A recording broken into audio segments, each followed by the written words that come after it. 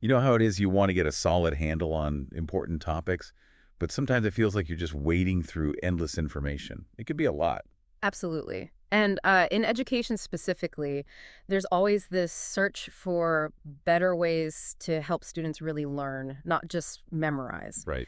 And one idea that's gotten really big is productive struggle. Mm-hmm. The theory is, that when students grapple with difficult problems, they build perseverance, independence, and get a much deeper understanding. You see it popping up everywhere, curriculum documents, training sessions.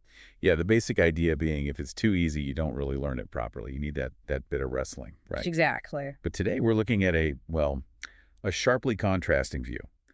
We've been digging into the work of Dr. Jaime Hoerricks. They're a PhD working in under-resourced, titleized schools.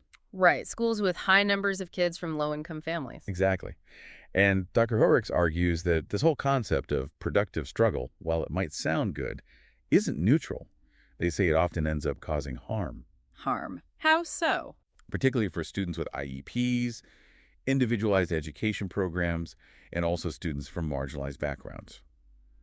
Dr. Hoerricks' observation is that what gets framed as this noble teaching method can actually become a justification for not giving students the support they desperately need. Wow. Okay. So that's a pretty strong counter-narrative. It really is. Yeah. So the mission for this deep dive is to really unpack productive struggle. We want to look at the theory, sure, but mainly focus on how Dr. Hoerricks sees it playing out in the real world, especially its impact on diverse learners. Okay, sounds crucial. So let's start with the ideal. What's the picture painted when people advocate for productive struggle? What's it supposed to look like? Well, the theory is all about finding that sweet spot. Right. Not so easy that it's just rote learning, going through the motions, Uh-huh. but not so difficult that students just, shut down or get totally frustrated and disengage. Okay. Productive struggle is meant to be right in that middle zone. Students have to genuinely exert effort, maybe hit a few walls, but ultimately, through their own perseverance, they figure things out. And the intended outcomes are things like building resilience, fostering independence, and achieving that deeper conceptual understanding, going beyond just surface-level stuff. Okay. I get the theory. And, sometimes that struggle can feel rewarding, like when you finally crack a really hard problem. For sure. But Dr. Hoerricks' experience, particularly using the Illustrative Mathematics curriculum, they call it IM, in their school, paints a very different picture on the ground. Yeah, that's the core of it. Dr. Hoerricks highlights this immense pressure for teachers to maintain fidelity to the IM program, sticking to the script, basically. Fidelity, so follow the instructions exactly. Pretty much. They talk about training where the message is constant, hold back, don't jump in too soon, let the students really wrestle with the problems themselves. Okay. And in the classroom, what does that wrestling actually look like, according to Dr. Hoerricks? Does it lead to those positive outcomes? Well, not usually, based on their observations. Dr. Hoerricks describes seeing a lot of students, especially those with IEPs, just floundering, completely lost. Some just withdraw, they shut down, others act out, likely out of frustration, and many just quietly give up. It doesn't sound productive at all. Not in the slightest. And Dr. Hoerricks uses a really strong term here. They say, for these students, this isn't pedagogy, it's erasure. Erasure, meaning their needs are just ignored.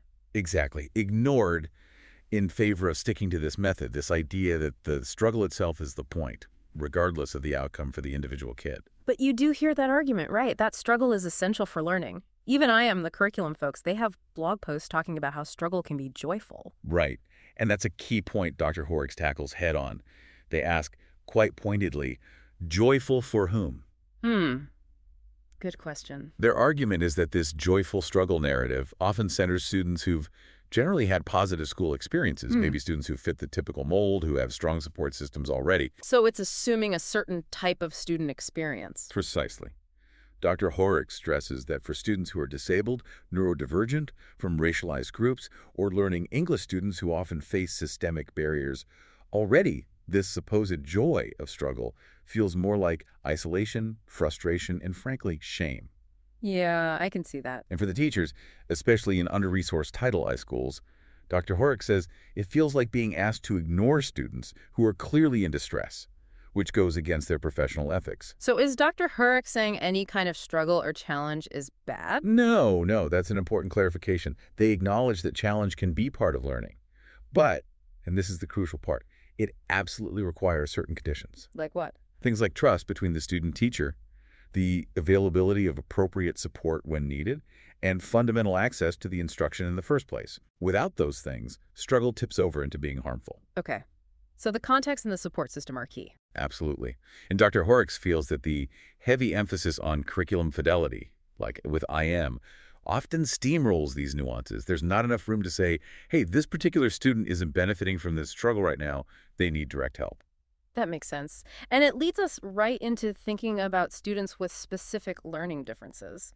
Dr. Hoerricks uses Gestalt language processing as a key example. Could you explain that a bit? What is GLP? Sure. So Gestalt language processing, or GLP, is a natural way some people, especially many neurodivergent individuals, develop language. Dr. Hoerricks points out it's largely unrecognized by the mainstream U.S. education system. Which is based more on... Mostly on analytic language acquisition. Think science of reading, phonics, breaking language down into its smallest parts, sounds, words, and building up. Got it. GLP is different. It's about acquiring language in whole chunks or gestalts. Phrases, sentences, often tied very strongly to an emotion, an experience, a sensory context. Think of a child learning all done as one unit, linked to the feeling of finishing something. Okay, so learning phrases first, then maybe breaking them down later. Exactly. It's not a deficit, just a different neurological path. They aren't broken analytic processors. They're developing language differently. Right. So how does a curriculum like IM focus on this idea of student-led struggle and articulating thinking clash with the needs of a Gestalt language processor? Dr. Hoerricks identifies several key friction points. First, the rapid pace of many IM lessons. Okay. Then there's the discouragement of early modeling by the teacher. The let them wrestle idea again. Right. Also, the heavy emphasis on students verbalizing their thought processes before they've really grasped the concept or have the language for it. That sounds tricky if you learn in chunks. Very. Plus, the frequent use of open-ended wait questions like, why did you do that? Or how did you get that answer? Can be really hard if you don't yet have the analytic language to formulate that kind of response. And finally, the reliance on group work. Often these discussions favor students who are strong analytic processors, leaving GLPs potentially lost or unable to participate effectively. They often need to see the whole pattern modeled first, internalize it, then maybe talk about it. So rather than a productive struggle, it sounds more like just an impossible task for them, a wall. That's exactly how Dr. Hoerricks describes it.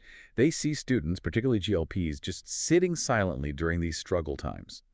Not because they're deep in thought, but because they're experiencing cognitive overload. They're shutting down. And the teachers might hesitate to step in? Right, because of that pressure for fidelity, that message about not intervening too quickly. So the very support the student needs is withheld. And Dr. Hoerricks makes a really crucial point about IEPs here, right? This isn't just bad teaching, it could be a legal issue. Yes, absolutely critical. For students with IEPs, explicit instruction, clear modeling, these aren't just nice-to-haves. They are often legally mandated accommodations. Things they have a right to. Exactly. They're essential tools for access, not shortcuts to avoid effort. But the structure of curricula, like IM, combined with that intense focus on fidelity, can lead teachers, even unintentionally, to delay or withhold these necessary supports. All in the name of promoting struggle. Right. So these students aren't just being misunderstood, they're potentially being denied access. It's a systemic issue. Dr. Hoerricks really drives home that treating everyone the same isn't equity. It ignores real, vital differences in how students learn. Wow. That's deeply concerning. And this connects to another concept Dr. Hoerricks discusses, something that they call the gaslight loop. What's that about? Yeah, the gaslight loop. It describes this really damaging dynamic where students are experiencing genuine distress from a learning process. Like the struggle we've been talking about. Exactly. But they're simultaneously being told, often through the curriculum's positive framing or the teacher's encouragement, that this struggle is good for them, that it's supposed to feel this way, maybe even be enjoyable eventually. So there's a total disconnect between the official story and the student's actual lived experience. Precisely. And when the struggle just leads to more confusion, when it becomes paralyzing instead of clarifying, what often happens? The blame falls on the student. That's what Dr. Hoerricks observes.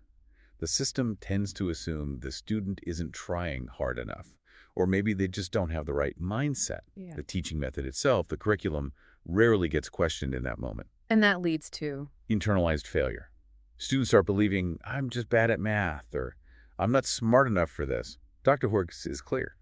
This isn't self-awareness. It's learned helplessness, often born from being repeatedly put in situations where they can't succeed with the methods being used. And constantly being told your distress is actually progress. That's the gaslighting part. Exactly. It's an invalidation of their emotional reality. They feel overwhelmed, anxious, maybe confused, but the message is, no, this feeling is good. It means you're learning. For many kids, especially those with learning differences or past trauma, that joyful breakthrough never arrives. So they just stay stuck in the distress. Yes. And they might withdraw, go silent, or display behavior seen as defiance, when really it's a cry for help, a sign of being completely unsupported. That drowning analogy Dr. Hoerricks uses seems really apt here. It really does. The student is metaphorically drowning, gasping for air, and the system is standing on the side saying, "You're swimming. Just kick harder, work on your stroke." When what they actually need right then and there is a lifeline, not later, now. That really hits home. And this isn't just about individual teacher choices, is it? Dr. Hoerricks frames it as a larger issue, curriculum as compliance, institutional harm. Yes, that's a major part of their analysis. They argue that something like illustrative mathematics isn't just materials. It becomes a whole culture within a school or district. It has its own language, its own norms, its own rules. And fidelity is the watchword. Absolutely. Fidelity often gets presented as the gold standard, almost non-negotiable. Trainings, coaching the message can be very strong. Stick to the plan, implement it this way. If you deviate, you're doing it wrong. But what happens when fidelity clashes with a student's obvious needs? When the prescribed plan clearly isn't working for that child? That's the conflict. Dr. Hoerricks describes the training messages as often being very one-directional. Trust the curriculum, delay intervention, let the struggle happen. They're presented almost like commandments, not suggestions. And this can override a teacher's own judgment. Yes. Dr. Hoerricks says this pressure to conform can actually push teachers to act against their professional instincts, sometimes even against their ethical or legal duties to students with disabilities.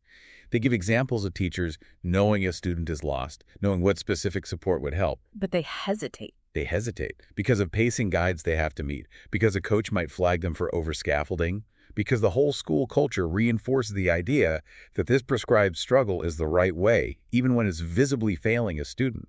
So the focus shifts from the student's learning to just ticking the boxes for the curriculum. That's exactly it. When curriculum becomes compliance, you're measuring success by fidelity checkpoints, not by whether individual students are actually understanding and thriving. And that's how the harm becomes institutionalized. It's not necessarily malicious intent, but the system ends up neglecting student needs, masking it with terms like rigor or fidelity. It leads back to that powerful quote from Dr. Hoerricks you mentioned. Yes, sameness is not equity, fidelity is not justice, and students are not data points in a pacing guide.